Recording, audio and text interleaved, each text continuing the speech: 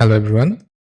আ আমরা আলোচনা করছিলাম ইউনিট 2 নিয়ে। ইউনিট 2 এর লেসন 1 নিয়ে আমরা গত ভিডিওতে আলোচনা করেছি। এবার আমরা আলোচনা করব ইউনিট 2 নিয়ে। ইউনিট 2 তে আছে কাইন্ডস অফ ফুড মানে কি খাবারের প্রকারভেদ। আমরা ইউনিট 2 তে দেখব যে খাবার আসলে কত ধরনের এবং কি। আমরা ১ম এ দেখেছিলাম কি নিয়ে? গুড ফুড নিয়ে, তাই না? ভালো খাবার বলতে কি বোঝায়? এটা নিয়ে কিন্তু আমরা ডিটেইল আলোচনা করেছিলাম। যারা এখনো এই লেকচারটি দেখোনি তারা অবশ্যই দেখে নিবে। তো চলো আমরা শুরু করা যাক।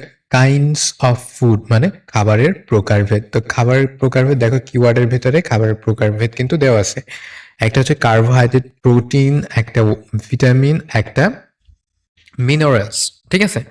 আর আরেকটা জিনিস আমরা পড়ে থাকি সেটা হচ্ছে ওয়াটার বা পানি। ঠিক আছে? যেটাও আমাদের প্রয়োজন, যেটা আমাদের দরকার বা এসেনশিয়াল, তাই না? খুবই গুরুত্বপূর্ণ। পানি ছাড়া কেউই বাঁচবে না। তো এটাকে অনেক সময় কি খাবারের একটা টাইপের ভেতরে বা একটা কাইন্ড এর ভেতরে ধরা হয়। এনিওয়ে তো কার্বোহাইড্রেট মানে কি? কার্বোহাইড্রেট মানে হচ্ছে শর্করা। তো শর্করা বলতে তোমরা সবাই বুঝো যে শর্করা কি? শর্করা যেটা কি? যেটা খেলে আমাদের দেহ গঠন বৃদ্ধি সাধন হয়, তাই না? আ অর্থাৎ মোটা তাজা করে তোলে কিসে? কার্বোহাইড্রেট বা শর্করাতে। যেমন আ ভাত, তাই না? আলু ইত্যাদি হচ্ছে কি শর্করার প্রধান উৎস। তারপর প্রোটিন বা আমিষ, ঠিক আছে? আমিষ বলতে তোমরা সবাই জানো, সবাই বুঝো।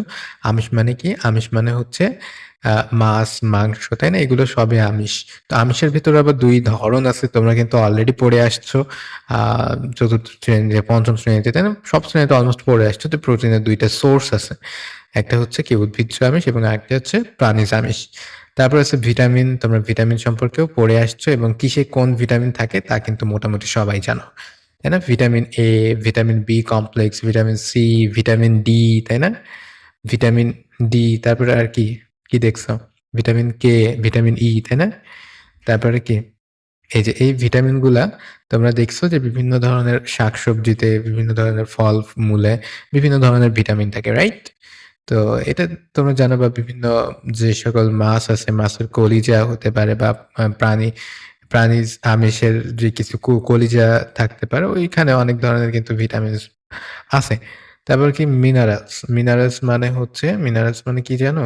মিনারেলস মানে হচ্ছে তোমার খনিজ পদার্থ বা খনি থেকে যা পাওয়া যায় আরকি। যেমন কি ক্যালসিয়াম, ঠিক আছে? ক্যালসিয়াম, তারপরে কি? তারপর সোডিয়াম, পটাশিয়াম, তাই না? এইগুলো কিন্তু শরীরের জন্য খুবই এসেনশিয়াল বা গুরুত্বপূর্ণ। এছাড়াও কি আছে? এছাড়াও কিন্তু চর্বি আছে, ফ্যাট আছে, ঠিক আছে? ফ্যাট বা চর্বি আছে, অয়েল বা তেল আছে, ঠিক আছে? এগুলোও কিন্তু আছে। তো এখানে এই অনুযায়ী আমরা কি বলতে পারি যে খাবারের এখানে মূলত ৪ টা উৎসের কথা বলা হইছে। পানি বাদ দিয়ে ৪ টা উৎস। ঠিক আছে? এখানে রয়েছে ৪ টা উৎসের নাম। ওয়েল তো how many kinds of food do you need? আমাদের কত ধরনের খাদ্য প্রয়োজন? ঠিক আছে? তাহলে কি ধরনের বলতে পারো?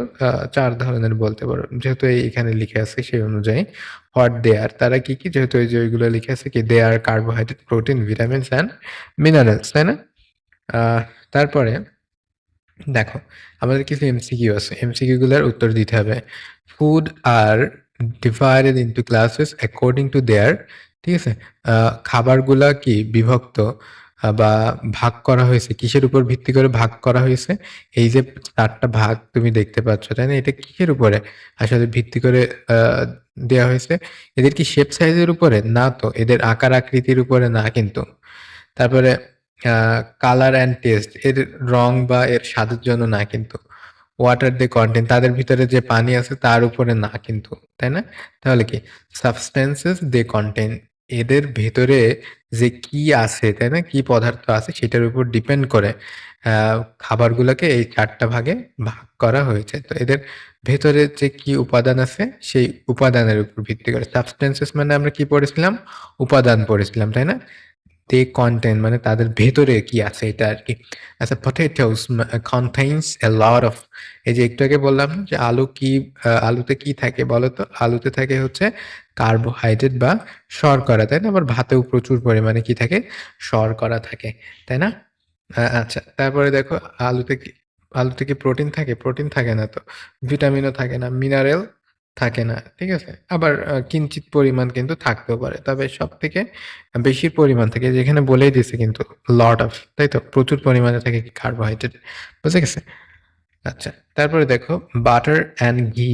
বাটার অ্যান্ড ঘিতে কি থাকে বলো তো? বাটার অ্যান্ড ঘিতে থাকে হচ্ছে ফ্যাট বা চর্বি। তো ওইখানে তোমার বলা উচিত ছিল যে ৫ প্রকার অ্যাকচুয়ালি খাবার বা খাদ্যদ্রব্য থাকে যার ভিতরে একটা ফ্যাটও রাখা উচিত ছিল। ঠিক আছে? তেল, চর্বি বা ফ্যাট। হ্যাঁ? ওকে। দেন মিনারেলস আর প্রেজেন্ট ইন, এই যে খনিজ পদার্থ এটা কিসের মধ্যে থাকে? খনিজ পদার্থ কিসের মধ্যে থাকে? এখানে কিন্তু আম তোমার যে খনিজ যে মিনারেল ওয়াটার থাকে, ঠিক আছে? মিনারেল ওয়াটারে কিন্তু আ মিনারেলস পাওয়া যায় বা খনিজ পদার্থ পাওয়া যায়। এটা আসলে কিন্তু এখানে সবগুলোই কিঞ্চিৎ পরিমাণ হলেও মিনারেল কিন্তু থাকে আরকি।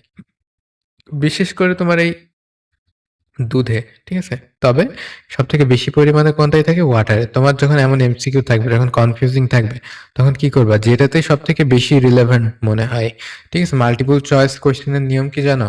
যেটাতে সবথেকে বেশি রিলেভেন্ট মনে হয় সেটাই হবে কি অ্যান্সার। ঠিক আছে? Which food has the most carbohydrate? কোন খাবারে সবথেকে বেশি কার্বোহাইড্রেট বা শর্করা আছে? এখন কিসে শর্করা আছে? আমরা দেখেছিলাম পটেটো। পটেটো ছাড়া আর কিসে আছে? তোমার কিন্তু সবথেকে বেশি আছে কিসে? রাইস বা ভাতে। আমরা ১ম এ বলেছিলাম ভাত এবং আলুতে। তাই না? তো এখানে যেহেতু আলু নাই সেহেতু কি বলবো আমরা? ভাত। ঠিক আছে? তো সুগারও কিন্তু প্রচুর, মানে পুরো সুগার মানে কার্বোহাইড্রেট এক কথায়। ঠিক আছে? এটাও। তো এখানে তোমার সবগুলোই কিন্তু কার্বোহাইড্রেট কিঞ্চিৎ পরিমাণে থাকলেও আছে বা বেশি পরিমাণে হলেও আছে। কিন্তু রাইস বা ভাত যেটা এটা পুরোটাই কিন্তু শর্করা। বুঝা গেছে? তো এই ছিল তোমাদের মোটামুটি লেসন 2 এর যে লেসনটা সেটা। তো এখানে অ্যাকচুয়ালি তোমার ৫ টা খাবারের উপাদান হলে ভালো হতো। একটা হচ্ছে কার্বোহাইড্রেট বা শর্করা, একটা হচ্ছে প্রোটিন বা আমিষ, একটা হচ্ছে তোমার তোমার হচ্ছে ভিটামিন বা ভিটামিন আরকি। আর আরেকটা হচ্ছে মিনারেল বা খনিজ লবণ, এবং আরেকটা হচ্ছে ফ্যাট বা তোমার হচ্ছে অয়েল বা তেল বা চর্বি। ঠিক আছে? আর আরেকটা হচ্ছে ওয়াটার। ঠিক আছে? এই ৬ টা তোমার খাবারের অ্যাকচুয়াল উপাদান। আর আমাদের কিন্তু সবগুলাই লাগে। ঠিক আছে? সবগুলাই লাগে। ওয়েল, তো এই ছিল আমাদের লেসন 2। এবার আমরা লেসন 3 নিয়ে আলোচনা করব। এখানে আমরা আওয়ার ডেইলি ডায়েট সম্পর্কে পড়ব।